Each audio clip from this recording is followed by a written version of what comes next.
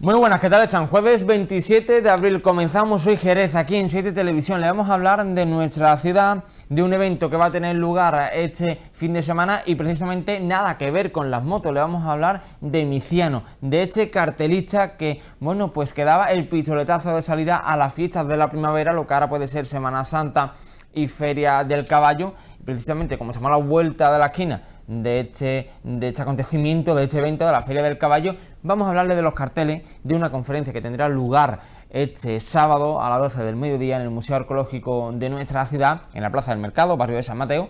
Pero antes vamos con un campeón, vamos con Eduardo Hernández, con nuestro compañero, que tiene una entrevista preparada con un pequeño joven, una joven promesa del ping-pong y que es ni más ni menos que de nuestra ciudad de Jerez. Así que reconocimiento se lo tenemos que dar.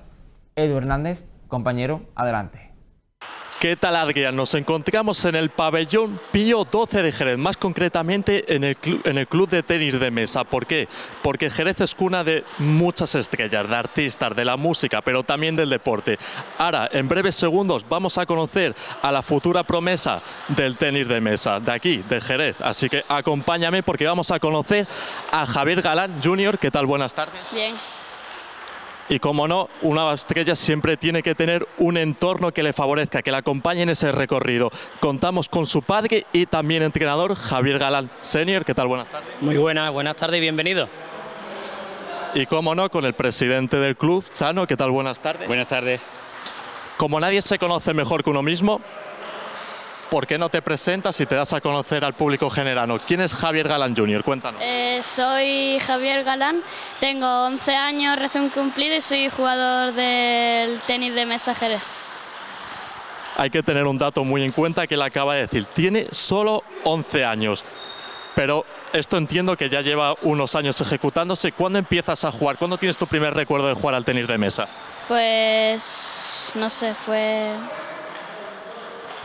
el primer campeonato que me acuerdo fue en 2018-19 en Antequera. Lo normal, por la cultura que tenemos aquí en España, es que los jóvenes quieran dedicarse al fútbol, al baloncesto, incluso aquí en Jerez al motociclismo, porque tenemos ahí muy cerquita el circuito. ¿Por qué el ping-pong? ¿Cómo empiezas a jugar al tenis de mesa? Porque cuando yo era chico, nosotros estábamos entrenando en Chapín y por las tardes mi padre me llevaba al club y me empezó a gustar. Acaba de dar otro dato clave y nos vamos a mover a este lado porque acaba de mencionar a uno de los claves de esta trayectoria, de este recorrido, de esta joven estrella, que es su padre. ¿Por qué le inculcas esto? Bueno, porque en definitiva, al final, los gustos de los padres muchas veces pues intentamos de inculcárselos también a nuestros hijos. Yo llevo toda la vida jugando al tenis de mesa y bueno, desde que Chano habló conmigo para que me hiciera un poquito cargo de las escuelas deportivas del club, tenía claro que una de las cosas que quería hacer era intentar trabajar un poquito por la cantera. Y bueno, cuadró que Javi también tenía muy buena edad para empezar. Empezamos a llevarlo al pabellón, por aquel entonces en el pabellón de Chapín. Y bueno, parece ser que aquello empezó a gustar, aquello semillita empezó a germinar y demás. Y hoy en día, pues bueno, pues tenemos la joven promesa que tenemos por delante con un futuro esperanzador. Nos acabas de contar que tú ya tenías ese gusto de antes, que tú ya jugabas de antes. ¿Se puede decir que, porque hay casos en los que se dan, que es como intentar ver cumplido tu sueño en el suyo, o no es este caso? No, yo simplemente lo que quiero hacer es, quizá lo que yo no tuve de pequeño, los recursos que yo no tuve de pequeño, los instrumentos, el tiempo, la dedicación, los conocimientos que quizás haya ido adquiriendo a lo largo de muchos años, de conocer a mucha gente, pues bueno, pues volcarlo en él y en todos los que aquí practicamos Pío XII, que somos en torno a unas 80 personas ya. Y bueno, si eso le sirve para llegar donde le permitan llegar, pues bienvenido sea, sin ningún objetivo, simplemente que se diviertan inicialmente y después, quién sabe, el techo lo ponen ellos. Eso de la exigencia lo dice Lara sin que nos escuche, me voy a poner aquí. ¿Es un entrenador exigente tu padre o cómo es como entrenador? ¿Te da mucha caña? Algunas veces sí, casi siempre. ¿Y tú cómo lo llevas eso, de que tu propio padre sea tu entrenador? Bueno, bien, lo entiendo porque somos muchos y lo entiendo, lo llevo bien, como lo controlo. Te quiero preguntar porque una de las problemáticas que se está viendo, sobre todo en el tema del fútbol, es que los padres son demasiado exigentes con sus propios hijos, intentando que sean los próximos Cristiano Ronaldo, los próximos Messi. ¿Cómo gestionas eso tú? Bueno, yo tengo un problema, no con él, sino con todo en general, que soy bastante exigente, pero no con él, con todo. Lo que pasa es que, bueno, ya dejando un poquito al lado la faceta de padre y centrándonos un poquito en la faceta de entrenador, aunque muchas veces no es fácil de gestionar eso, pero intento de sacar de cada jugador que tenemos aquí el máximo rendimiento posible. No a todo el mundo se le puede hablar de la misma manera, no a todo el mundo los conocimientos se llega de la misma manera.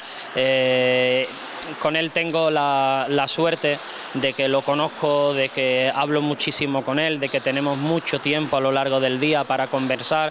Hay con determinados jugadores que si no es aquí en el horario de entrenamiento ya me es imposible. Entonces con él tengo mucha suerte de comentar después cuando estamos mucho más relajados, cosas que nos han gustado, cosas que no nos han gustado.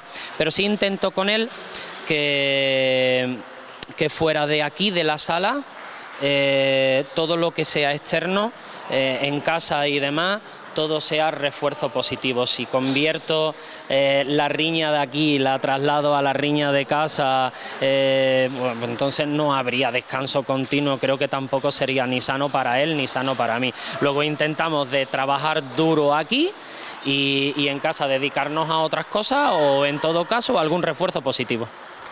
¿En qué momento te das cuenta, entiendo que tú tienes mucho ojo para eso, de tantos años que llevas en este ámbito, de que él tiene manos, de que él puede competir en esto? ¿Cómo te das cuenta o es un proceso natural con el tiempo? Bueno, yo pienso que esto todavía es pronto. Sí es cierto que estamos consiguiendo muchas cosas desde muy pequeño, pero tenemos que echarle paciencia. No porque ahora mismo estemos obteniendo resultados, lleva inherente a que esos resultados los vamos a obtener cuando seamos mayores. Aquí estamos trabajando para dotarlo no solamente a él, sino a todos los niños del club de una serie de herramientas a nivel deportivo y a nivel social que les sirvan también para crecer no solamente como jugadores, sino como personas. Y después a nivel deportivo cada uno llegará hasta donde tenga que llegar. Evidentemente, si desde pequeñito vas cogiendo una serie de herramientas a nivel competitivo, te será mucho más fácil después llegar a cotas altas y a cotas superiores. Pero que no es, no porque ahora mismo estemos obteniendo resultados significa que el día de mañana los vayamos a tener. ¿Que hay potencialidad? Sí, pero que hay que trabajar con los pies en el suelo. Habrá que esperar, pero de momento entiendo que una fase de los entrenamientos que haces es practicar con tu padre. ¿Has superado ya el alumno al maestro o todavía no? Por lo que me ha contado, sí. ¿Cómo te defines como jugador? ¿Eres un jugador agresivo? ¿Dónde crees que están tus virtudes? ¿Que se te da mejor el golpeo, el físico también? Porque entiendo que es cansado estar bastante rato moviendo el brazo, ¿no? No sé, el físico y la muñeca. Y también el físico es una parte muy importante a nivel mental, porque entiendo que al final es simplemente un niño de 11 años que por las mañanas tiene que ir al colegio. ¿Cómo llevas lo de compaginar los estudios con el deporte por las tardes? Entiendo que hay días que llegarás muy cansado, ¿no? Sí, llego cansado, pero cuando llego como y me pongo a hacer la tarea. Eso es muy importante, pero también hay momentos en los que hay que centrarse en el tenis de mesa, como han sido en los campeonatos que te hemos visto recientemente en Bélgica, en Francia. Cuéntanos un poco qué tal ha ido esos campeonatos y cómo te has visto. Pues han ido bien, me he visto bien, aparte que allí hay mucho nivel de los campeonatos diferentes que he ido, hay mucho nivel. Entiendo que allí había gente de todas las nacionalidades, tú ibas representando a España, ¿no? ¿Te ves para competir más adelante en más campeonatos o qué quieres hacer en un futuro? ¿Te gustaría seguir, entiendo, no? Sí, me gustaría seguir. Y vamos a pasar con otro de los protagonistas. Ya nos hemos contado un poco quién es Javier Galán Jr. estamos con Chano, que es presidente del club. Entiendo que un orgullo para el club, ¿no? Hombre, un orgullo y increíble lo que se está consiguiendo. No solamente con lo máximo que ha llegado ahora mismo Javi, pero que es que tenemos, el club está ahora mismo lleno, estamos a tope. Ya la sala se está quedando pequeña, porque tenemos casi, yo creo que son más de 80 los jugadores que tenemos. Desde pequeñitos, los más pequeñitos, que puede tener 5 o 6 años, hasta el más mayor, que puede tener pues 78. Competimos en campeonatos nacionales, competimos en ligas nacionales, tanto masculinas como femeninas. Tenemos también otro apartado, que son los discapacitados, que tenemos discapacitados físicos, discapacitados intelectuales, y estamos muy contentos. Es curioso, ¿no?, que esté esto lleno cuando el ping-pong en España a nivel cultural nunca ha sido uno de los principales deportes, ¿no? Yo pienso que el tenis de mesa es difícil. Es difícil y por eso yo creo que no llega a tanto. Porque todo el mundo ha jugado al ping-pong. Al ping-pong todos hemos jugado, desde chicos, mayores, pero ya una hora de competir, ya eso es totalmente distinto. Hay otros deportes que realmente tienen muchísima más aceptación en la sociedad, que realmente son más fáciles que el tenis de mesa. Pues Sara, ya para concluir, solo me queda decirte que sigas sus pasos, que la atiendas, porque estoy viendo que es un gran maestro. Pero para incentivar a futuros niños, para que sigan tu camino, el suyo y el de toda esta gente, ¿qué les podemos decir? ¿Por qué te parece tan bonito el ping-pong y qué les dirías tú para que vengan a probar la experiencia? No sé, me parece bonito porque se divierte jugando y conocer nuevos amigos. ¿Estás con él? ¿Qué le podíamos decir a la gente para que se anime a venir aquí? Pues que aquí estamos en la casa para todos los que quieran venir, que lo abrimos las puertas con los brazos abiertos y que tenemos aquí una gran familia. Una gran familia liderada por un gran entrenador. Les diremos que no vas a ser muy exigente si vienen en un principio, luego ya iremos viendo, ¿no? Niveles y diferentes cosas, ¿no? Y diferentes etapas. Sí, yo animo a todos los jerezanos a que vengan, a que prueben. Como ha dicho Chano, tenemos grupos de diferentes niveles y grupos de diferentes edades. Tenemos desde los pequeñitos de 4 o 5 añitos hasta los pequeñitos de 75 y 76. Todos tienen su lugar. Todos tienen su horario, todos tienen sus enseñanzas, sus aprendizajes, sus competiciones. Tenemos un grupo de aficionados maravilloso, de gente que viene solo y exclusivamente a disfrutar de este deporte, sin ningún afán competitivo, simplemente en el de hacer deporte, conocer gente y bueno, mirar un poquito por su salud. Y estamos súper encantados. Así que aquí tenéis vuestra casa de lunes a viernes en el pabellón de Pío XII, de 5 de la tarde a 9 de la tarde todos los días. Pues ya las han escuchado, espectadores. Aquí tienen su casa para probar una experiencia mucho más allá del fútbol, mucho más allá del baloncesto, una experiencia única. Muchas gracias, compañero, por acercarnos esa entrevista. Vamos a continuar y lo vamos a hacer desde Plató. Y como saben, bueno, le venimos diciendo que se está acercando las grandes fiestas de nuestra ciudad. Este fin de semana tenemos el Mundial de Motociclismo, pero es que la Feria del Caballo está a la vuelta de la esquina. Y, hombre, los jóvenes no lo conocemos. Pero sí es verdad que hay muchos carteles en internet, en redes sociales, incluso en la ciudad, en muchos programas. Lo hemos ido sacando, lo hemos utilizado también de ilustración. Y seguro que ahora cuando lo vayamos viendo, eso viene a la cabeza. Vamos a hablar de Teodoro Miciano y lo vamos a hacer con el que fuera director de la Escuela de Arte, profesor de dibujo. Domingo, muy buenas, ¿qué tal? ¿Cómo estamos? Hola, ¿qué hay? ¿Qué tal? Pues encantado de hablar de Miciano, ¿no?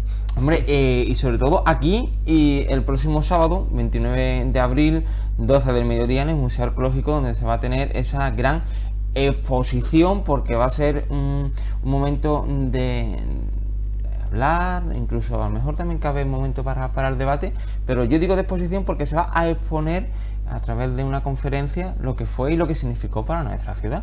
Claro, es una de las piezas del museo. Dentro de la Asociación de Amigos del Museo Arqueológico de Jerez organiza cada último sábado de mes el tema de la pieza del mes, y entonces me pidieron que por qué no se haga, ya que se acerca la feria, pues precisamente de este cartel de feria, que tenemos la suerte de poder ver el original, el guacho original, en el propio museo, y luego una de las primeras estampaciones que se hizo de la tirada en litografía en el Alcázar, o sea que es una joya realmente. ahora hablamos de Feria del Caballo, pero los carteles no hablan como Feria del Caballo, como tal, ¿no? Es Claro. feria de la primavera, Claro, fiestas de la primavera. fiestas de la primavera. Luego ya fue Feria de Jerez, pero fue fiestas de la primavera que englobaba Semana Santa y feria. No solamente aquí en Jerez, sino en toda Andalucía, ¿no? Hay muchos detalles, ¿no? Pues yo creo que esta conferencia va a dar para largo, está plasmada y orientada para unos 45 minutos, ¿no? Aproximadamente, pero realmente da para una tesis doctoral y da para horas Sí, y horas. además hay muchas investigaciones y mucha reivindicación de la figura de Miciano, porque aunque es querido y conocido, tenemos que decir que es uno de los mejores grabadores que ha tenido España y sin duda, vamos, el referente internacional y bueno, y por supuesto aquí en Jerez tenemos una joya que no se conoce como debería ser y es fabuloso. El cartel da para hablar muchísimo y él todavía más. ¿Y qué significó para la ciudad y para el arte? Hombre, ten en cuenta que en aquel momento estamos hablando de un Teodoro Miciano muy joven, porque él nació en 1903, y este es el cartel de 1930, y ya había sido premiado en algunos certámenes e incluso había hecho la portada del programa oficial de la Expo del 29 en Sevilla, o sea que era una personalidad ya significativa, muy ilustrador, grafista y lo que luego se llamó proyectista, ¿no? Entonces era muy, muy importante. Bueno, ahí estamos viendo, a ver si lo podemos ver ahora a pantalla completa, compañeros, bueno, incluso el Quijote. Ahora vamos a hablar de todo porque es que estos son los carteles de estas fiestas de la primavera, pero es que también participó en el Quijote, como comentas, en esa exposición iberoamericana, estuvo presente en casi todo. Hombre, tuvo una relevancia fundamental. Ten en cuenta que él nace aquí en Jerez, pero sus padres se van muy pronto cuando él tenía 10 años así, se van a Argentina, emigran a Argentina, y él se queda con Nicolás Soro, que era el que fue en 1910, a partir de 1910 fue director de la Escuela de Arte de Jerez, con lo cual era un artista fundamental. Nicolás Soro ya había hecho el cartel de fiestas de 1906, entonces pues es un personaje que está muy intrincado en la ciudad, también coordinó la litografía, un montón de elementos que están aquí, y luego fue un grabador fundamental. Entonces el Quijote de Miciano es posiblemente, yo diría que incluso más que el de Gustavo Doré, pero desde luego unos niveles muy, muy, muy potentes, con muchísimos grabados muy, muy, muy interesantes. Y esto no es una cosa del pasado, estos carteles, porque claro, estamos hablando de las primeras décadas del siglo pasado, y ahora los jóvenes dirán en casa, bueno, eso es del pasado, eso ya no tiene actualidad ninguna.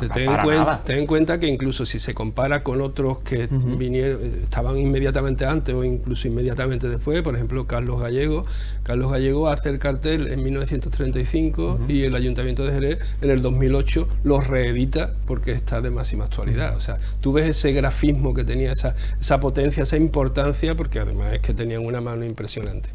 En esos momentos se venía de descubrir, estaba empezando todo, el cartel se estaba desbordando a nivel internacional, veníamos de París con Cheguet, con Toulouse-Lautrec, incluso aquí pues hacía Leonetto Capiello, que era muy importante a nivel de Italia, a nivel de Europa, se estaba haciendo cosas muy importantes para las bodegas de Jerez. El grafismo en Jerez ha sido muy, muy importante, y además hay muchos investigadores que así lo dicen continuamente. Pero este cartel en concreto no es que da la alegría de la feria, es que da esa luz, esa luminosidad, ese alumbramiento y esa sensación de lo que debe ser la feria, ¿no? Una señora ahí diciendo: aquí estamos, vente a la feria, ¿no? Es la alegría de estar ahí. Bueno, hablaremos de la mantilla, de por qué lleva una mantilla blanca, del significado de los abanicos, de las miradas, de por qué los trajes son como son, en fin, hablaremos un poquito de eso. Y también se hablará solo el titular. Si quieren profundizar más, que vayan a esta conferencia. ¿Qué relación tiene con la actualidad Miciano y qué relación tiene, por ejemplo, con Vázquez? Con ese grafitero ahí que está tan de moda. Pongo ahí, como digo, no quiero desvelar mucho para que vayan, pero hay un grabado que se llamaba el antitanquista o el tanquista, en el que se ve pues tirando una granada de mano y tal cual, y luego se lo comparamos con el famosísimo Banksy, que tiene tira ese ramo de flores y tal cual. A ver, yo digo que Miciano fue una persona, además si lo dice la Fuente Ferrari, un montón de gente, fue una persona súper prudente, pero una persona con un compromiso social muy fuerte, ¿no? Y muy en su sitio, ¿no? Muy sabiendo decir las cosas y tal. Entonces, hoy si lo queremos comparar con alguien de hoy, yo diría que hoy el ejemplo que tenemos clarísimamente ahí es Dani Diosdado, ¿no? Que es un referente internacional, a la vez un tío prudente, un chaval, podemos decir, porque además es todavía muy joven, que está situando a Jerez en el mapa, porque ya no es que se diga que él esté diciendo que es de Jerez, sino todo, desde el portal de donde procede hasta todos los sitios, nos está enseñando que se puede decir muchas cosas gráficamente de una manera muy elegante y muy contundente. Has hablado y me has dicho compromiso social.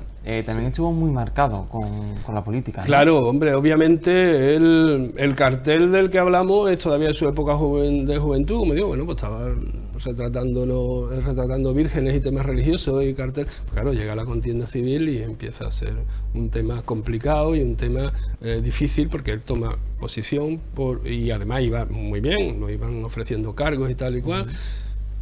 Hombre, llegó a publicar en Mundo Obrero, con lo cual pues eso le costó luego pues sus disgustos, ¿no? Entonces, de hecho un dibujo le costó, se le hizo una condena de 20 años de cárcel. Lo que pasa es que claro, luego él había colaborado con gente de distintas ideologías, pero que habían funcionado muy bien, como Pemán, como García Figueras, como una serie de gente, y entonces lo que hizo fue que ellos hablaron por él, tal, y luego, bueno, pues él le condonaron gran parte de la pena por aquello, eso, pero que realmente, hombre, él estaba tomando posición por lo que creía, ¿no? Y entonces pues estaba así. Durante la Guerra Civil, eso merece otro estudio también, hay muchos carteles muy interesantes que al principio, claro, empiezan siendo muy parecidos. José Renao, hay un montón de gente que empieza haciendo carteles muy parecidos, porque es lo que se estaba haciendo en los años 30, y luego ya algunos fueron derivando hacia lo que se hacía en Alemania y otros hacia lo que se hacía en Rusia, ¿no? Entonces todo eso, ahí hay personajes como Helios Gómez, que ha tenido una exposición recientemente en Sevilla y demás, dicen mucho de todo esto. Pero claro, todos los acontecimientos hay que tener en cuenta que la cartelería es algo fundamentalmente de movimiento social y de anunciar cosas y de máxima actualidad. O sea, tú pintas un cuadro puede ser un tema clásico, pero un cartel nace y muere sobre el mismo sitio, ¿sabes? Sobre un acontecimiento que se hace en cada día, ¿no? Día a día, porque además ahora, por ejemplo, el cartel de la feria empieza ahora, pero muere luego inmediatamente. Entonces, lo curioso es que este cartel no murió. O sea, es que pues cerca de 100 años después estamos hablando de él, ¿no? Eso es lo importante, ¿no? Y que eso no te pilla, ese tema no te pilla de nuevo, porque durante toda tu etapa como docente en la Escuela de Arte venías explicando, ¿no? Claro, este era uno de los carteles. Ten en cuenta que yo al impartir diseño, en la clase de diseño, estamos hablando de que este es uno de los pioneros fundamentales de la historia de arte. De hecho, yo he colaborado en la adaptación de las leyes educativas a Andalucía y siempre he defendido que en diseño Teodoro Miciano era uno de los pioneros del diseño en Andalucía. Y entonces ese cartel, pues claro, hablamos de una dualidad, que ese cartel me la daba. Hay una composición claramente en diagonal, estamos hablando de ¿por qué amarillo y azul? Pues porque es la alegría y es la tristeza, es el reconocimiento y el regocijo por otro lado, el recogimiento, ¿no? Estamos hablando de la noche y el día, estamos hablando de la Semana Santa y la feria, ¿no? Entonces simplemente con los dos colores, o sea, y si luego seguimos indagando, pues imagínate, ¿no? Todos esos elementos. Entonces yo no solamente hablaba de este cartel en clase, porque además porque lo que hacíamos luego era hacer carteles y demás, sino que hablaba lo propuse y el año pasado fue una de las propuestas que salió para las pruebas de acceso a la universidad, a las universidades andaluzas, lo que era antiguamente la selectividad. Sí. Pues una de las pruebas que se propusieron el año pasado era, a partir de una reflexión sobre el cartel de Miciano y una ilustración que hizo para ABC en Madrid, pues hacer una interpretación. Entonces yo creo que hemos defendido mucho en todos los ámbitos su labor. Así. Y es de Jerez, que es lo importante, que es de nuestra ciudad, tenemos que llevarlo por bandera, igual que él también, bueno, pues llevaba el nombre de Jerez en cada obra que firmaba. Es verdad que todos los artistas siempre tienen una etapa más de juventud, obras de juventud, luego una etapa más consolidada, puede ser más política, luego dejar la política a un lado o al contrario, pero ¿cómo fue desarrollando su obra Miciano? ¿Cómo fue dándole forma con el paso de los años a lo que firmaba? Pues fundamentalmente, os digo, al principio trabaja para bodegas, trabaja para las imprentas de aquí, para las litografías, lo importante, y luego llega a ser director de la Calcografía Nacional, nada más y nada menos. Dio clases de ilustración y de grafismo en Barcelona, de hecho las enciclopedias catalanas lo consideran como un artista muy importante. Luego estuvo en Madrid y pues era miembro, no solamente aquí, había estado en el Ateneo de Jerez en sus tiempos, luego en la Academia de San Dionisio han dado charlas sobre él, tal cual. En Madrid pues pertenecía a la Academia de San Fernando en Madrid, y entonces pues tenía una importancia y una trascendencia importante. Ha hecho libros sobre el desarrollo del grabado, investigaciones sobre el grabado desde Goya a Picasso, en fin, o sea, una serie de gente muy importante, y sobre todo que él siempre ha defendido el aprendizaje técnico, o sea, el oficio. Lo decimos siempre, por eso lo vinculamos siempre a artes y oficios, ¿no? Ha sido un gran artista, pero muy conocedor del oficio. En el Quijote, como decía antes, hace más de 400 grabados que son extraordinarios, pero fantásticos, vamos, de una técnica bestial y abrumadora, que por eso luego también le dieron, por esa técnica, ese desarrollo, le dan la medalla, o sea, el premio de la Bienal de Florencia en 1974. Entonces, Casi nada. Era un reconocimiento internacional a un nivel tremendo a un grabador español consolidado. Y que luego también se mete y toca un poco de cubismo, ¿no? Claro, él, ahí ese que decía yo que ponía en el ejercicio de selectividad, hay un wash, ¿no? Porque antes todo lo que se decía la témpera, el wash, que es muy importante porque se llama spleen. Entonces tú dices, bueno, spleen, y se ve una señora aparentemente melancólica, también amarillo y azul, pero en el otro sentido hablaremos de lectura, de por qué una diagonal empieza a la izquierda y abajo y termina arriba, dando sentido positivo o negativo, al contrario. Hablaremos de sentido de lectura y eso, de lectura denotativa, connotativa. No quiero ser muy rollista en la exposición, pero está claro que lo que hablaremos es de por qué. Primero, qué dice el cartel y luego qué quiere decir, ¿no? Eso es importante. Entonces, esta señora que está así, en ese cartel se ven ya clara referencia cubista en el fondo, y se ve un detalle que es fabuloso, que es una silla tubular estamos hablando de 1933. Justamente los nazis acaban de cerrar la Bauhaus, la escuela alemana de Bauhaus, la más moderna de la historia, podríamos decir, y ya aparecen sillas tubulares. O sea, Miciano conoce lo que se está haciendo a nivel internacional en Alemania y como uno de los referentes más importantes, y lo pone ya en sus dibujos y en sus creaciones. O sea, es muy importante el guiño que va haciendo siempre a la modernidad. O sea, yo lo que defiendo es que Miciano es no moderno, sino modernísimo. Post-transvanguardia, postmodernista, todo lo que quieras, porque planteó muchas cosas y a pesar de las dificultades fue un pionero total y absoluto, ¿no?